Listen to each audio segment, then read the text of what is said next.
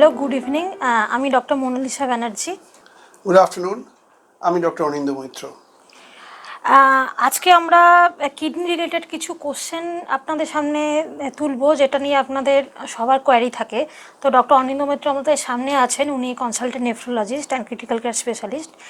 তো sir, chronic kidney disease কি, মানে অ্যাকচুয়ালি কোন স্টেজে গেলে আমরা বলবো পেশেন্টের ক্রনিক কিডনি ডিজিজ হয়েছে?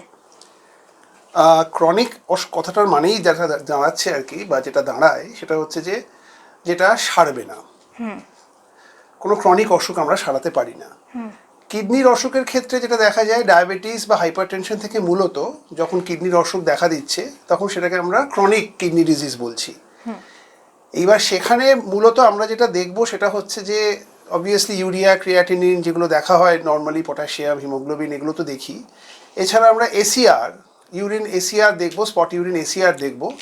সেখানে যদি প্রোটিন লিকেজটা আমরা দেখতে পাই তাহলে সেক্ষেত্রে আমরা ডেফিনেটলি এটা ক্রনিক কিডনি ডিজিজের দিকে যাচ্ছে because of hypertension or diabetes or both. তখন আমরা সেরকম একটা জায়গাতে পৌঁছবো বা সেরকম একটা ওপিনিয়ন ফর্ম করবো আর কি রিগার্ডিং এই পার্টিকুলার পেশেন্টের ক্ষেত্রে এই পার্টিকুলার অসুখের ব্যাকগ্রাউন্ডে। বুঝতে পারলাম। তো আমরা কখনো কখনো বলি একেআই, মানে অ্যাকিউট কিডনি ইনজুরি। তাহলে অ্যাকিউট কিডনি ইনজুরিটা কি করে ডিফারেন্সিয়েট করবো? এটা একেআই পেশেন্ট? ক্রনিক কিডনির অসুখে ইজিএফআর দেখি আমরা, যেটা basically estimated glomerular filtration rate বলি। খুব সহজ ভাষায় বলতে গেলে সেটা হচ্ছে কিডনির এক্সটেন্ট অফ ফাংশন, সেটা আমরা দেখি। সেইটা পাল্টাতে থাকে in case of a chronic kidney disease. মানে ইজিএফআর যত কমতে থাকবে তত স্টেজটা বাড়তে থাকবে। অর্থাৎ স্টেজ 1 টু স্টেজ 5 যদি আমরা ভাগ করি, স্টেজ 1, 2, স্টেজ 3A, 3B, 4, 5 ইত্যাদি। এইটা ইজিএফআর যখন পাল্টায় তখন ক্রনিক অসুখটা তার স্টেজটা বাড়ছে। In case of acute kidney injury, যে কোনো কারণেই হোক না কেন, সেটা চন্দ্রবোড়া সাপ কামড়ালে হতে পারে, কোনো বিষের জন্য হতে পারে, কোনো ইনফেকশনের জন্য হতে পারে, কোনো ভাইরাল ইনফেকশনের জন্য হতে পারে, বোথ ব্যাকটেরিয়াল ভাইরাল দুটোর ক্ষেত্রেই হতে পারে। সেক্ষেত্রে আমরা কিন্তু এটাকে অ্যাকিউট কিডনি ইনজুরি বলবো, যেখানে ইজিএফআর খুব একটা সাংঘাতিক পাল্টে যাবে না, যদি কিছুটা পাল্টায়ও সেটা আবার নিজের জায়গাতে ফিরে আসবে once the cause is corrected. মানে ইনফেকশন যদি সারিয়ে দিই, যদি সেখানে তার যে কজটার জন্য অ্যাকিউট কিডনি ইনজুরি হয়েছে সেই কজটাকে যদি সারানো যায় তাহলে কিডনি আবার নিজের জায়গাতে ফিরে আসবে। সো ক্রনিক অসুখের ক্ষেত্রে যেটা প্রথমেই বললাম, কিডনির অসুখ সারাতে পারছি না, আমরা স্টেজটাকে অ্যারেস্ট করতে পারি ওষুধ বিশুদ্ধের মাধ্যমে। কিন্তু অ্যাকিউট কিডনি ইনজুরিতে আমরা সেই অসুখটাকে ট্রিটমেন্ট করে, মানে যেটা অ্যাকিউট কিডনি ইনজুরি করছে সেটাকে ট্রিট করে কিডনিকে আবার নিজের জায়গায় ফেরত আনতে পারি। This is the difference between, basic difference between acute and chronic. হ্যাঁ, লাইক এই রিলেটেডই আমার একটা কোশ্চেন আছে। আপনিও তো ক্রিটিক্যাল কেয়ারে অনেক পেশেন্ট দেখেন, আমাদেরও পেশেন্ট থাকে।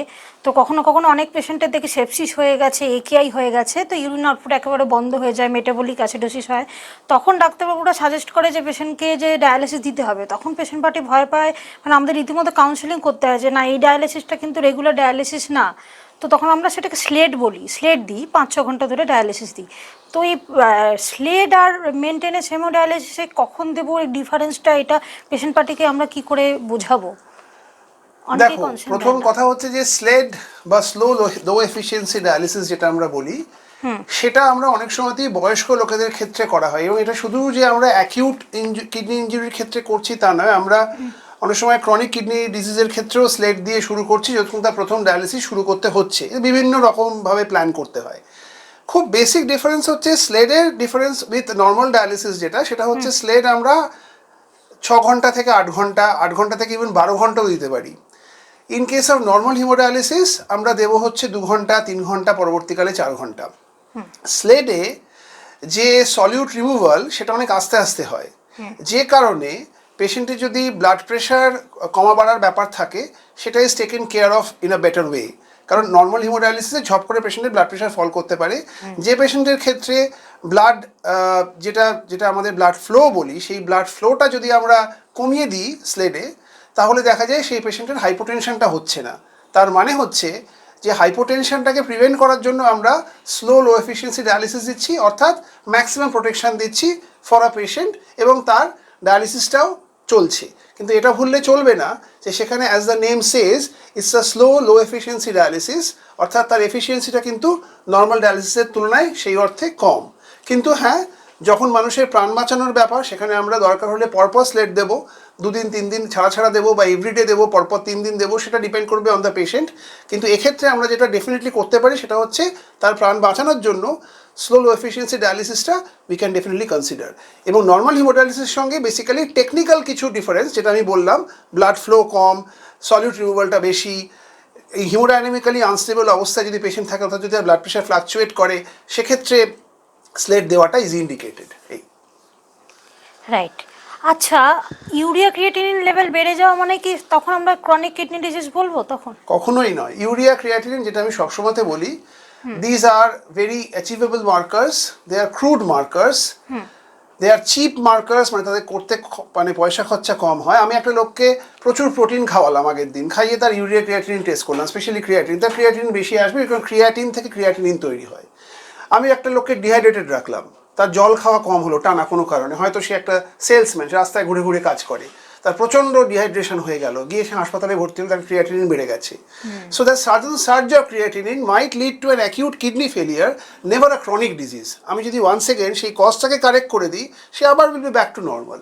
সুতরাং আমি ক্রিয়েটিনিন ডেফিনেটলি একটা ইম্পর্টেন্ট মার্কার, আমরা সবসময়তে বলি, কিন্তু বারবার করে যেটা বলি যে ইজিএফআর বা spot urine ACR, these are much more confirmatory test to diagnose a chronic kidney disease. Never a kidney disease should be diagnosed with only urea creatinine. Urea creatinine কোনো কারণ ইনফেকশন হলো, কারণ ম্যালেরিয়া হলো, কারণ dengue হলো, তার creatinine বেড়ে গেল। সুতরাং ক্রিয়েটিনিন বেড়ে যাওয়া মানেই ক্রনিক কিডনি ডিজিজ হয়ে গেল, এটা মনে করার কোনো কারণ নেই। যেটা বুঝতে হবে সেটা হচ্ছে যে আমরা ক্রনিক কিডনি ডিজিজ ডায়াগনোজ করার জন্য স্পেসিফিক্যালি কী কী টেস্ট করব, যেগুলো নিয়ে বললাম, এবং ক্রিয়েটিনিন নিশ্চয়ই আমরা দেখব, নিশ্চয়ই সেটা important, but definitely it has its own extent of limitations. এই যে আপনি যে বললেন ইউরিন এসিআর ভ্যালু মানে অ্যালবুমিন ক্রিয়েটিনিন রেশিও, তো ইউরিন থেকে ঠিক কতটা অ্যালবুমিন বেরোলে আমরা নর্মালি আমরা 300 অব্দি বলি মাইক্রো অ্যালবুমিনুরিয়া, আর 300 বেশি হলে ম্যাক্রো। 300 মানে যদি 30 থেকে 300-র মধ্যে ঘোরাফেরা করে সাবধান হওয়ার সময় এসে গেল, কারণ প্রোটিন লিকেজ হচ্ছে। 30-এর নিচে হলে আমার চিন্তার কোনো কারণ নেই। 30 থেকে 300 হলে ডেফিনেটলি টনক নড়া উচিত। সেক্ষেত্রে আমি দেখবো যে ইউরিন মানে প্রোটিন কম বেরোচ্ছে, মাইক্রো অ্যালবুমিন বেরোচ্ছে। 300-র ওপর তো অ্যালার্মিং, ডেফিনেটলি ম্যাক্রো অ্যালবুমিন, তখন ম্যাক্রো অ্যালবুমিনুরিয়া হচ্ছে। সো 30-এর পর থেকে সজাগ হওয়া উচিত। 300-র আশেপাশে পৌঁছে গেলে ডেফিনেটলি প্রচণ্ড অ্যালার্মিং, তখন সেটা। 300-র ওপরে গেলে তো it is definitely a cause that should be dealt with utmost emergency and urgency. মানে 300-র উপরে গেলে তখন আমরা ইমিডিয়েটলি ম্যাক্রোঅ্যালবুমিনুরিয়া, তখন তখন পেশেন্ট চোখে দেখেও বুঝতে পারছে তার প্রচুর ফেনা বেরোচ্ছে। 300-র আগে অবধি খুব একটা বুঝতে পারে না অনেকেই, সেই জন্যই টেস্ট করা। এখানে এসিআর এর সঙ্গে আরেকটা টেস্টের কথা, আমি বারবার এসিআর কথাটা উঠছে সেজন্য বলে রাখি, 24 hours urine for protein estimation, যেটা আমরা স্পেসিফিক্যালি নেফ্রোলজিস্টরা করতে দিই ফর পেশেন্টস, সেইটা কিন্তু খুব ইম্পর্ট্যান্ট এই ক্ষেত্রে, যেখানে আমরা এসিআর রিপোর্টের সঙ্গে সঙ্গে 24 ঘন্টায় কত প্রোটিন বেরোচ্ছে সেই টেস্টটাও করতে দেওয়া হয়। যেটা অনেক সময়তেই আমরা দেখি পেশেন্ট এসিআর করে এসছেন আমাদের কাছে অন্য ডাক্তারবাবুদের কাছ থেকে, তারপরে পরবর্তীকালে আমরা 24 ইউরিনটা করতে দিচ্ছি। What is the difference? আমরা সেখানে 24 ঘন্টায় কতটা প্রোটিন বেরোচ্ছে for our own assessment of protein urea আমরা দেখছি, এবং সেই কারণেই 24 ঘন্টা ইউরিন প্রোটিন এস্টিমেশনটা is a very important test from the perspective of diagnosis the protein urea extent. আচ্ছা, এরপর আমি একটা out of the way question করছি। লাইক অনেক জন থাকে মানে যারা অফিসে কাজ করে, অনেক দূরে বাড়ি, অনেক ডিস্টেন্সে, তো পাবলিক টয়লেট অ্যাভয়েড করার জন্য একেবারে বাড়িতে এসে ইউরিন পাস করছে, মানে অনেকক্ষণ ধরে ব্লাডার ফুল হয়ে আছে। তো এটার জন্য কি কিডনিতে কোনো এফেক্ট পড়তে পারে? এটা অনেকজনের কোশ্চেন। প্রথম কথা হচ্ছে হ্যাঁ পারে, কারণটা হচ্ছে যে এর থেকে যেটা হয় সেটা হচ্ছে রিনাল স্টোন হয়। রিনাল স্টোন থেকে অনেক কমপ্লিকেশন হতে পারে। রিনাল ক্যালকুলি যদি, প্রথম কথা রিনাল ক্যালকুলাস বা রিনাল ক্যালকুলি দেয়ার মানে ইটস আ কমপ্লিকেশন ইটসেলফ। সেটা ছাড়া যেটা হতে পারে সেটা হচ্ছে যে সেখান থেকে কিডনিতে ইনফেকশন হতে পারে, কিডনির চারিপাশে জল জমতে, যেমন হাইড্রোনেফ্রোসিস বলি, ইউরেট্রোনেফ্রোসিস বলি, সেই ধরনের কমপ্লিকেশন হতে পারে, এবং সেই কমপ্লিকেশন থেকে কিডনি ফেলিয়ার হতে পারে। সুতরাং পেচ্ছাপ চেপে রেখে বা ইউরিন চেপে রেখে ব্লাডার ফুল করে সারাদিন ঘুরে বেড়ানোটা obviously it is against the nature, সেটা তো বোঝাই যাচ্ছে। আমার কষ্ট হচ্ছে, মানে আমি এমন কিছু করবো না যেটা আমার শারীরিক কষ্ট হচ্ছে। মানে আমার যদি আজকে যেটা তোর একটু হচ্ছিল, সিঁড়ি ভেঙে হাঁপাচ্ছিলি, তো সেই জায়গায় দাঁড়িয়ে এই যে হাঁপানোটা, এটাও তো কষ্ট হচ্ছে। তো that should be taken care of. যে সিঁড়ি ভেঙে আমি উঠছি, আমার হাঁপানি হচ্ছে, তো সেটা তার মানে আমার কারণটা কি? আমি আনফিট বলে আমার কারণ, নাকি আমার অন্য কোনো কার্ডিওলজিক্যাল সমস্যা আছে, নাকি পালমোলজিক্যাল সমস্যা, সেটাও আমাকে দেখতে হবে। সো আমি এমন কোনো কিছুই ভালো হতে পারে না আমার শরীরের জন্য যেটাতে আমার কষ্ট হচ্ছে, খুব সিম্পল। মানে আমার শারীরিক কষ্ট হচ্ছে সেটা ভালো হবে কি করে, সম্ভব নয় তো। এক্সারসাইজ করছি একটু হাঁপাচ্ছি সেটা অন্য কথা, সেটা খুব মসৃণ হতে পারে না, কিন্তু আদারওয়াইজ ডে টু ডে অ্যাক্টিভিটিতে আমার কোনো কষ্ট হচ্ছে, আমার যদি পেচ্ছাপ চেপে রেখে আমি বুঝতেই পারলাম না পেচ্ছাপ চেপে আছে, তাহলে পেচ্ছাপ চেপে রাখার ব্যাপারটা কি হলো, তা আমার তো সেখানে কষ্টটা হচ্ছে, আমার তো কনস্ট্যান্টলি মনে হচ্ছে দি আর্জ টু ইভ্যাকুয়েট, রাইট? তো সেই জায়গায় দাঁড়িয়ে থেকে আমার কষ্টটা হচ্ছে, তো সেই কষ্টটা তো ক্যানট বি গুড, সেটা তো খুব বেসিক কথা না। মানে ঠিকমতো ইভ্যাকুয়েশন না করার জন্য যেটা হতে পারে সেটা হচ্ছে কিডনি স্টোন, ডেফিনেটলি সেখান থেকে অন্যান্য কমপ্লিকেশনস অ্যাজ আই মেনশনড। আচ্ছা, এবার আমি পেন কিলার খাওয়ার ব্যাপারটা বলি। যাদের আর্থ্রাইটিস পেশেন্ট বা মানে হঠাৎ করে জ্বর এলো, পেন কিলার খেয়ে নিল, গায়ে হাতে পায়ে ব্যথা করছে, রেগুলার পেন কিলার খেলো, মেডিসিনের দোকানে যাচ্ছে, পেন কিলার তো ইজিলি অ্যাভেলেবেল। তো সবাই বলে যে পেন কিলার খেলে, মানে আমরাও দেখি যে পেন কিলার খেলে কিডনিতে এফেক্ট পড়বেই। তো রেগুলার কত বছর ধরে পেন কিলার খেলে মোটামুটি আমরা বুঝবো যে না এবার কিডনিতে এফেক্ট পড়বে? আর আমার অভিজ্ঞতাতে 1.5-2 বছর পেন কিলার খেয়েও কিডনি এফেক্ট করেছে এরকম আছে। এবার এখানে অনেকগুলো ব্যাপার রয়েছে। কি ব্যাপার? কে খাচ্ছে পেন কিলারটা, কি পেন কিলার খাচ্ছে। পেন কিলার কথাটা খুব ব্রড কথা হয়ে গেল। আমি যদি এমন এমন কিছু পেন কিলার খাই যেগুলো প্রচন্ড হার্মফুল, বা combination of pain killers, combination of analgesics, combination drug খাচ্ছি, 2-3 রকমের একসঙ্গে জিনিস নিয়ে খাচ্ছি, কতটা ফ্রিকুয়েন্টলি খাচ্ছি, যে খাচ্ছে তার বাড়িতে কিডনির অসুখের ইতিহাস আছে কিনা, তার রিনাল এজেনেসিস বা একটা কিডনি কিনা। অর্থাৎ আমার কাছে এমন পেশেন্ট এসছে কিডনি ফেলিয়ার নিয়ে, সে জানেই না তার জন্ম থেকে একটা কিডনি ছিল, তার মধ্যে সে পেন কিলার খেয়েছে, খেয়ে তার কিডনি ফেলিয়ার হয়েছে, কারণ তার তো এমনিতে একটা কিডনি ছিল, দুটোর কাজ একটা করছিল। So he was not even aware of the fact যে তার একটা কিডনি, কারণ সে কখনো ইউএসজি করেই নি। তো কি করে বুঝবে তুমি? কিডনির অসুখ তো জানান দেয় না। আমরা অন্যান্য আলোচনায় বলেছি কিডনির অসুখ basically is a very silent disease, সে জানতেই দেয় না সে আছে, যখন জানাচ্ছে তখন জাহাজ ডুবছে। সো আজকে একটা জায়গাতে গিয়ে তার যখন গ্রেড 1 গ্রেড 2 ডিজিজ এসেছিল, সেও জানতে পারেনি, তার মধ্যে সে কোনো ইউএসজিও করেনি, তার মধ্যে সে পেন কিলার খেয়েছে তার ব্যথার জন্য, তার কোনো কারণে ব্যথা শরীরে প্রচণ্ড বেশি হতো, সে ব্যথার ওষুধ খেয়েছে। ইয়াং পেশেন্ট, রিনাল এজেনেসিস, অর্থাৎ তার কিডনি নেই, একটা কিডনি না নিয়ে সে জন্মেছে, জন্মগত একটা কিডনি, এবং সেই জায়গায় দাঁড়িয়ে থেকে সে পেন কিলার খেয়েছে, খেয়ে তার কিডনির এই অবস্থা হয়েছে। তো কে খাচ্ছে, তার দুটি কিডনি বর্তমান কিনা, সেটা একটা আনকমন জায়গা। আমি ধরে নিলাম সবারই দুটো কিডনি রয়েছে, কিন্তু খাচ্ছে কে, তার বয়স কত, সে কি খাচ্ছে, মানে কি ওষুধ খাচ্ছে, and last but not the least তার ফ্যামিলি হিস্ট্রি অফ কিডনি ডিজিজটা কতটা স্ট্রং, এবং সে ডায়াবেটিস বা হাইপারটেনসিভ কিনা অ্যাট দ্য সেম টাইম, বা তার পলিসিস্টিক কিডনি ডিজিজ আছে কিনা। So there are various factors. কিন্তু আমি যদি খুব থাম্ব রুলে কথা বলতে হয়, ডেফিনেটলি 2 বছরের বেশি পেন কিলার টানা খেলে অনেক সময়তে অ্যানালিসিস নেফ্রোপ্যাথি আমরা দেখতে পাচ্ছি। So that is something which is very, মানে that can be said very broadly, কিন্তু ডেফিনেটলি খুব স্পেসিফিক্যালি নয়। মানে আজকে আমার যদি প্রত্যেকটা অন্যান্য হিস্ট্রি খুব স্ট্রং থাকে, আমার যদি প্রত্যেকটা অন্যান্য হিস্ট্রি খুব ভাইটাল থাকে, তাহলে সেখানে আমি 6 মাস পেন কিলার খেয়েও কিডনি 12টা বাজিয়ে দিতে পারি। As simple as that, or as complicated as that. আচ্ছা, তো আপনি যে বললেন ফ্যামিলি হিস্ট্রিতে, মানে সিকেটি কি তাহলে genetic disease? Family history is very important, like any disease. কারণ হাইপারটেনশন যদি ফ্যামিলি হিস্ট্রি ইম্পর্টেন্ট হয়, ডায়াবেটিস যদি ফ্যামিলি হিস্ট্রি ইম্পর্টেন্ট হয়, তাহলে ক্রনিক কিডনি ডিজিজের ক্ষেত্রে family history is very important. যে কোনো ক্রনিক অসুখ, সেটা সিওপিডি হোক, chronic heart, chronic kidney, chronic liver disease, এখানে কিন্তু আমরা এই যে আমাদের দেশে ভদ্রমহিলারা তো খুব একটা অ্যালকোহল আমাদের মা ঠাকুমারা তো খেতেন না, তাদের ডিসিএলডি বা ক্রনিক লিভার ডিজিজ হতো কি করে? সো আমরা পুরুষদের ক্ষেত্রে অ্যালকোহলিক লিভার ডিজিজ বলতে পারবে, নন অ্যালকোহলিক লিভার ডিজিজ, সেখানে family history plays a very important role. যেখানে অ্যালকোহলের কোনো হিস্ট্রি নেই, একজন 60 বছর, 65 বছর, 70 বছর মহিলার, তো তার কি করে ক্রনিক লিভার ডিজিজ হচ্ছে? সেখানে family history plays a very important role. So chronic kidney disease definitely has a very important search point as far as family history is concerned. Yes.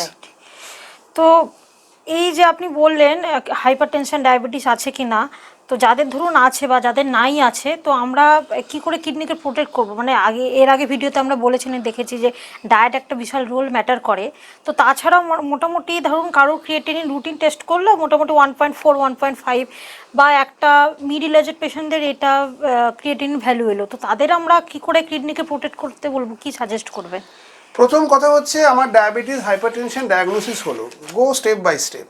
আমার হয় ডায়াবেটিস, নয় হাইপারটেনশন, বা দুটোই diagnosis হলো, ভালো কথা। আমি রেগুলারলি ডাক্তার দেখাচ্ছি কিনা, অর্থাৎ বছরে আমি অন্তত 4 বার না হলেও 3 বার যাচ্ছি কিনা, মানে 4 মাস অন্তর অন্তর। যখন যাচ্ছি তখন কেএফটি রেগুলারলি করা উচিত, অর্থাৎ urea, creatinine, potassium, haemoglobin, PCB, kidney function test, KFT. এর সঙ্গে স্পট ইউরিন ফর এসিআর, ব্যাস এই সিম্পল করে তার ডাক্তারবাবুকে দেখানো এবং তার ডাক্তারবাবুকে জিজ্ঞেস করা। অনেক সময় ডাক্তারবাবুরা হয়তো এটা বলে উঠতে পারেন না বা হয়তো বলেছেন, পেশেন্ট হয়তো শোনেনি, তাকে জিজ্ঞেস করা যে আচ্ছা আমি কি এবার একজন নেফ্রোলজিস্টকে দেখিয়ে নেবো, যদি তিনি মনে করেন নেফ্রোলজিস্টের কাছে পাঠালেন। কারণ একটা যেটা খুব দুঃখের সঙ্গে আমরা অনেক সময় দেখতে পাই সেটা হচ্ছে যে অনেক পেশেন্টই আমাদের কাছে আসছেন, তার ডাক্তারবাবু পাঠিয়েছেন কিন্তু একটু দেরি হয়ে গেছে অনেক কারণে। সে কারণটা পেশেন্ট হতে পারে তিনি বুঝতে পারেননি, হতে পারে ডাক্তারবাবু বলেছেন তিনি হয়তো সেটা ঠিক মতো শোনেননি, ইরেগুলার ভিজিটস, অনেক কারণ থাকতে পারে। আমার সেটা নিয়ে বক্তব্য নেই, কারণটা যাই হোক না কেন, আমি যখন বছরে 4 বার বা 3 বার যাচ্ছি তাকে দেখাচ্ছি, একটা লাইন জিজ্ঞেস করতে যে আপনি কি এবার মনে করেন যে আমি একটা নেফ্রোলজিস্টকে দেখাবো, বা তিনি যদি দেখেন, আমি পেশেন্টকে বলছি এটা, যে তার এসিআর লেভেলটা 50, 60, 80, 100 করে আস্তে আস্তে বাড়ছে এবং সেটা ক্রমশ 300-র দিকে যাচ্ছে, তখন তিনি নিজে নেফ্রোলজিস্টকে দেখিয়ে দিন না যে আমার পেচ্ছাপ বা আর কিছু না, এসিআর রিপোর্ট যাই থাকুক না কেন, আমার মনে হচ্ছে দেখে ইটস আ ফোমি ইউরিন, আমার পেচ্ছাপ দিয়ে ফেনা বেরোচ্ছে, আমি নেফ্রোলজিস্টকে দেখিয়ে নিলাম। This is very simple. তার সঙ্গে আপনার নিজের ডাক্তারের কাছে না যাওয়ার কোনো সম্পর্ক নেই, আপনি তাকে রেগুলারলি দেখান for hypertension, diabetes and other causes, তার সঙ্গে নেফ্রোলজিস্টকে একবার দেখিয়ে নিলেন, তিনি বললেন আপনাকে আসতে হবে 6 মাস পর, 6 মাস পরে তাকে আবার দেখাবেন। Follow up it's very important. আপনি যাচ্ছেন, আপনি দেখাচ্ছেন, চলে আসছেন, as simple as that. This is for the patient, যে তারা কী করে বুঝবেন। আমার ডাক্তারবাবু আমাকে বলেননি, বলার দরকার নেই, তিনি ব্যস্ত আছেন, তিনি অনেক কিছু নিয়ে থাকেন, হতে পারে তার হয়তো অন্য পেশেন্টের সে সময় চিন্তা ছিল, তিনি আপনাকে বলতে ভুলে গেছে, তিনিও মানুষ। আপনি জানেন আপনার একটা ইউরিনে ফোম, আপনি জানেন এসিআর রিপোর্টেই, দ্যাটস ইট। তো এবার আমি সবচেয়ে লাস্ট অ্যান্ড ভাইটাল কোশ্চেন করব, যেটা সবার জানা জরুরি। তো ব্যাপারটা হচ্ছে, ধরুন একটা পেশেন্ট রেগুলারলি পেশেন্টের ট্রিটমেন্ট চলছে, নেফ্রোলজির কাছে দেখাচ্ছে, বা কারণ রেগুলার ডায়ালিসিস চলছে, উইকে 2 বার 3 বার যেমন চলছে, তো what is the alarming sign of hospitalisation? মানে কোন পেশেন্টকে কখন বাড়ির লোককে, ধরুন তখন ডাক্তার সামনে নেই, হঠাৎ কোন সাইনগুলো দেখলে বা পেশেন্টের বাড়ির লোককে কি দেখলে পেশেন্টকে মনে হবে ইমিডিয়েটলি হসপিটালে ভর্তি করা উচিত? বা কিসের পরিপ্রেক্ষিতে করছিস, মানে পেশেন্ট ডায়ালিসিস চলছে সেই পেশেন্টের না, হসপিটালাইজেশন? মানে না, দু ধরনের, ধরুন একটা কিছু কিছু পেশেন্টের ডায়ালিসিস চলছে, বা কিছু পেশেন্ট যে ডায়ালিসিস ছাড়া পাচ্ছে ক্রনিক কিডনি ডিজিজ, ধরুন সিকেডি 3 বা 4। তো কিছু কিছু পেশেন্টে ধরুন যেমন যেমন দেখি ডায়ালিসিস পেশেন্ট চলতে চলতে হঠাৎ করে হার্ট ফেলিয়ার নিয়ে ভর্তি হচ্ছে, বা পেশেন্টের খুব ক্রিটিক্যাল অবস্থায় ভর্তি হচ্ছে, তখন আর কোনো চান্স থাকে না। তো বাড়ির লোককে আমরা কোন সিমটমটা দেখে সাবধান করতে বলবো যে আপনাদের ইমিডিয়েটলি এক্ষুনি, মানে 1 ঘন্টা সময় নষ্ট না করে হসপিটালে ভর্তি করতে হবে, বা আপনার নেফ্রোলজির সাথে কনসাল্ট করুন? মানে কোন কোন অ্যালার্মিং সাইনগুলো আমরা... দুটো ভাগে ব্যাপারটাকে ভাগ করা বেটার। এক হচ্ছে ডায়ালিসিস চলছে না, আর যা ডায়ালিসিস চলছে। যা ডায়ালিসিস চলছে না অর্থাৎ সে, আমি ধরে নিচ্ছি রেগুলার ডাক্তারবাবু দেখাচ্ছে, সে মোটামুটি তার ডিজিজ সম্বন্ধে সে জানে, তার কষ্ট, তার কষ্টের মধ্যে অনেক কিছুই আসতে পারে। তার কষ্টের মধ্যে তার যদি রেগুলার ডাক্তার বদ্যি দেখানো চলতে থাকে, তাহলে তার সাডেনলি কোনো কিছু হওয়ার হয়তো কথা নয়, হয়তো যদি না তার একটা হার্টের অসুখ থেকে থাকে ব্যাকগ্রাউন্ডে, বা লিভারের অসুখ থেকে থাকে, তার হঠাৎ করে কিছু হওয়ার কথা নয়। তবু আমি বলবো প্রাইমারিলি আমরা শ্বাসকষ্ট দেখবো যেখানে হার্ট ফেলিয়ার, কারণ আমরা জানি যে সিকেডি থেকে হার্টের ওপর একটা বিশেষ চাপ ক্রনিক কিডনি ডিজিজ থেকে, সুতরাং আমরা সেখানে শ্বাসকষ্টটাকে প্রধান একটা জায়গা দেবো, যে পেশেন্টের শ্বাসকষ্ট হচ্ছে কোনো কারণে, সেটা পটাশিয়াম বেড়ে যাওয়ার জন্য হোক বা সেটা হার্ট ফেলিয়ারের জন্য হোক, যে কোনো কারণেই হোক, সেটা আমরা দেখবো। অর্থাৎ রুগীর বাড়ির লোক দেখবেন পেশেন্টের শ্বাসকষ্ট হচ্ছে কিনা। এছাড়া নর্সিয়া, ভমিটিং, গা গুলোচ্ছে, খেতে পাচ্ছে না, সেগুলোর জন্য অনেক সময়তেই আমাদের কাছে ফোন আসে, আমরা হসপিটালাইজ করতে সেই জন্য বলি না, নিয়ে আসুন দেখছি ওষুধ বিষুধ পাল্টানো যায় কিনা। এটা হচ্ছে for patients not on dialysis. For patients on dialysis, যেটা হচ্ছে is a very important thing, সেখানে ভর্তির ব্যাপারটা হচ্ছে ওয়ান্স এগেন শ্বাসকষ্ট, এবং সেখানে আমরা দেখতে পাই হচ্ছে যে ভলিউম ওভারলোড হচ্ছে পেশেন্টের, অর্থাৎ হার্ট ফেলিয়ার হচ্ছে, এবং সেখানে পেশেন্ট বেশি জল খেয়ে পেয়েছে, স্পেশালি এই গরমকালে, এই গরমের মাস যে আসতে চলেছে ভয়ানক গরমে, যেটা একটা খুব কমন প্রবলেম, যেটা আমরা দেখতে পাই পেশেন্টস অন ডায়ালিসিস যাদের ওয়াটার ইজ রেস্ট্রিক্টেড, তাদের পেচ্ছাপ বন্ধ হয়ে গেছে, তাদের ক্ষেত্রে ইউরিন বন্ধ হয়ে গেছে, তাদের ক্ষেত্রে আমরা কিন্তু ওভারলোড বা হার্ট ফেলিয়ার নিয়ে পেশেন্ট ভর্তি হচ্ছে, is a very common thing. So এটা nothing to look out for, মানে চোখেই দেখতে পাবে পেশেন্টের কষ্ট হচ্ছে প্রচণ্ড, পেশেন্ট শ্বাসকষ্ট নিয়ে হচ্ছে মানেই তাকে ইমিডিয়েটলি হসপিটালাইজ করা উচিত। এবার অনেক সময়তেই তাকে ডায়ালাইজ করলে নর্মালি, যেটা পেশেন্ট অন ডায়ালিসিস, আমি আবার বললাম কোন দিক থেকে বিপদ আসবে জানি না, কিন্তু যদি রেগুলার ডায়ালিসিস সপ্তাহে 3টে করে হয়, মানে 12 ঘন্টা উইক, আর সেটা যদি প্রপার ডায়ালিসিস হয়, এবং পেশেন্ট যদি একটা বেসিক ডায়েট চার্ট এবং ওয়াটার ইনটেকটাকে রেস্ট্রিক্ট করে রাখে, মানে ফ্লুইড ইনটেককে রেস্ট্রিক্ট করে রাখে, তার এই ধরনের জিনিস হওয়ার কথা নয়। বা তার সত্ত্বেও যদি একটা অ্যাসোসিয়েটেড নিউমোনিয়া হয় কোনো সময়, বা ইনফেকশন হলো কোনো সময়, তখন তার এক্সাসারবেশন হতে পারে। কিন্তু যেটা মেনলি আমরা দেখবো, সেটা সব থেকে অ্যালার্মিং যদি একটা কথা বলতে হয়, সেটা হচ্ছে শ্বাসকষ্ট। পেশেন্টের শ্বাসকষ্ট হচ্ছে, শ্বাসকষ্ট নিয়ে বাড়িতে রেখে দেওয়া, সারা রাত রেখে দিয়ে পরের দিন সকালে না।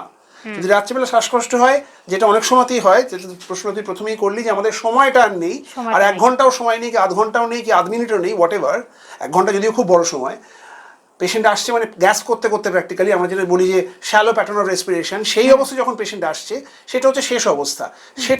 সেটা কিন্তু হঠাৎ করে হয়তো হচ্ছে না, সারা রাত পেশেন্টকে বাড়িতে রেখে দেওয়া হয়েছে এবং তারপরে পেশেন্টকে নিয়ে আসা হচ্ছে, সেই সময়টা কিন্তু লুজ করার কোনো উচিত নয়। That is the hour when you should take the patient to the hospital, otherwise you lose that golden hour.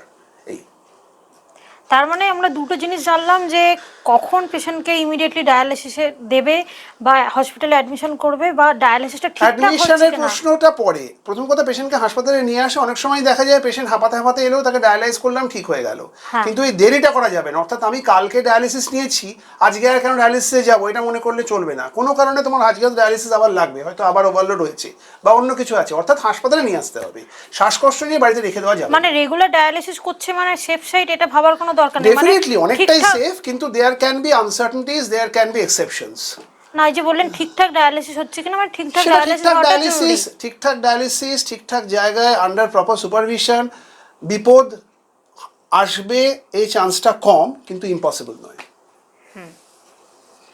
তাহলে আমরা আজকের ভিডিওতে ক্রনিক কিডনি ডিজিজ নিয়ে জানলাম, তো আমাদের ডায়েটের রোল নিয়ে জানলাম, কখন kidney disease chronic kidney disease বলবো সেটা নিয়ে জানলাম, কখন পেশেন্টকে নেফ্রোলজির সাথে ইমিডিয়েট কনসালটেশন করতে হবে সেটা জানলাম। Thank you very much sir. Thank you very much, নমস্কার, থ্যাংক ইউ। Thank you.